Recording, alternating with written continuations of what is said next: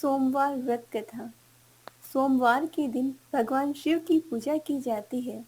जो व्यक्ति सोमवार के दिन भगवान शिव की पूजा करते हैं, उन्हें मनोवांछित फल अवश्य मिलता है। व्रत कथा। किसी नगर में एक साहूकार रहता था। उसके घर में धन की कोई कमी नहीं थी, लेकिन उसकी कोई संतान नहीं थी। इस वजह से वह बहुत दुखी रहता था। पुत्र प्राप्ति के लिए वह प्रत्येक सोमवार व्रत रखता था। पूरी श्रद्धा के साथ शिवालय में जाकर भगवान शिव और पार्वती जी की पूजा किया करता था। उसकी भक्ति देखकर माँ पार्वती प्रसन्न हो गई और भगवान शिव से उस साहूकार की मनोकामना पूर्ण करने का निवेदन किया। पार्वती जी की इच्छा सुनकर भगवान शिव ने कहा, हे पार्वती, इस संसार में हर प्राणी को उसके कर्मों के अनुसार फल मिलता है और जिसके भाग्य में जो हो उसे वह भोगना पड़ता है। लेकिन पार्वती जी ने साहूकार की भक्ति का मान रखने के लिए उसकी मनोकामना पूर्ण करने की इच्छा जताई। माता पार्वती के आग्रह पर शिवजी ने साहूकार को पुत्र प्राप्ति का वरदान तो दे दिया, लेकिन साथ ही यह भी कहा कि उस बालक की आयु केवल 12 वर्ष की ही होगी। माता पार्वती और भगवान शिव की इस बातचीत को साहूकार सुन रहा था। उसे ना तो इस बात की खुशी थी और ना ही गम। वह पहले की भांति शिवजी की पूजा करता रहा। कुछ समय उपरांत साहूकार के घर एक पुत्र का जन्म हुआ। जब वह बालक 11 वर्ष का हुआ तो उसे पढ़ने के लिए काशी भेजा गया। साहूकार ने पुत्र के मामा को बुलाकर उसे बहुत सारा धन दिया और कहा कि तुम इस बालक को काशी विद्या प्राप्ति के लिए लेके जाओ। मार्ग में यज्ञ कराओ, जहाँ भी यज्ञ कराओ वहीं पर ब्राह्मणों को भोजन कराते हुए और दक्षिणा देते हुए जाना। दोनों मामा भांजे इसी तरह यज्ञ कराते और ब्राह्मणों को दान दक्षिणा देते काशी की ओर चल पड़े। रास्ते में एक नगर पड़ा, जहाँ नगर के राजा की कन्या का विवाह था। लेकिन जिस राजकुमार से उसका विवाह होने वाला था, वह एक आंख से काना था।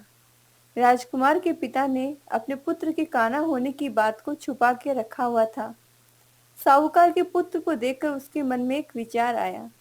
उसने सोचा, क्यों नहीं इस लड़की को दूल्हा बनाकर राजकुमारी से विवाह करा दूं और विवाह के बाद इसको धन देकर विदा कर दूंगा और राजकुमारी को अपने नगर ले आऊंगा। लड़की को दूल्हे का वस्त्र पहनाकर राजकुमारी से विवाह करा दिया गया। लेकिन साहूकार का पुत्र एक ईमानदार शख्स था। उसे यह बात न्याय संगत नहीं लगी। उसने अवसर पाकर राजकुमारी की चुन्नी के पल्ले पर लिखा कि तुम्हारा विवाह मेरे साथ हुआ है, लेकिन जिस राजकुमार के संग में तुम्हें भेजा जाएगा वह एक आंख से काना है। मैं तो काशी पढ़ने जा रहा हूँ।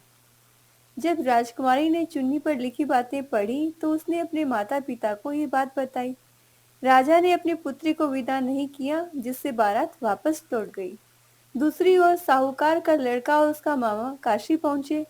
वहां जाकर उन्होंने यज्ञ किया। जिस दिन लड़के की आयु 12 साल की हुई, उसी दिन यज्ञ रखा गया। लड़के ने अपने मामा से कहा कि मेरी तबीयत कुछ ठीक नहीं है। मामा ने कहा, तुम अंदर जाकर आराम करो। शिवजी के वरदानुसार कुछ ही क्षणों में उस बालक के प्राण निकल गए। मृत भांजे को देखकर उसके मामा ने विलाप शुरू कर दिया। संयोगवश उसी समय शिवजी और माता पार्वती उधर से जा रहे थे। पार्वती ने भगवान से कहा, प्राणनाथ, मुझे इसके रोने के स्वर सहन नहीं हो रहे हैं। आप इस व्यक्ति के कष्ट को दूर कीजिए। जब शिवजी मृत बालक के समीप गए तो वह बोले कि यह उस साहूकार का पुत्र है जिसे मैंने 12 वर्ष की आयु का वरदान दिया था। अब इसकी आयु पूरी हो चुकी है। लेकिन मृत मातृभाव से विभोर माता पार्वती ने कहा, महादेव, आप इस बालक को और आयु देने की कृपा करें, अन्यथा इसके वियोग में इसके माता पिता तड़प तड़प कर मर जाएंगे। माता पार्वती के आग्रह पर भगवान शिव ने लड़की को जीवित होने का वरदान दिया। शिवजी की कृपा से वह लड़का जीवित हो गया। शिक्षा समाप्त करके लड़का मामा के साथ अपने नगर की ओर चल दिए। दोनों चलते हुए उसी नगर में पहुंचे जहां उसका विवाह हुआ था। उस नगर में भी उन्होंने यज्ञ का आयोजन किया।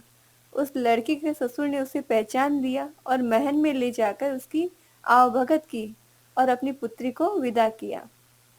इधर भूखे प्यासे रहकर साहूकार और उसकी पत्नी बेटे की प्रतीक्षा कर रहे थे। उन्होंने प्रण रखा था कि यदि उन्हें अपने बेटे की मृत्यु का समाचार मिला तो वह भी प्राण त्याग देंगे, परंतु अपने बेटे को जीवित होने का समाचार पाकर वे बेहद प्रसन्न हुए। उसी रात भगवान शिव ने व्यापारी के स्वप्न में आकर कहा, हे श्रेष्ठी, मैंने तेरे सोमवार के व्रत करने अथवा व्रत कथा सुनने से प्रसन्न होकर तेरे पुत्र को लंबी आयु प्रदान की है।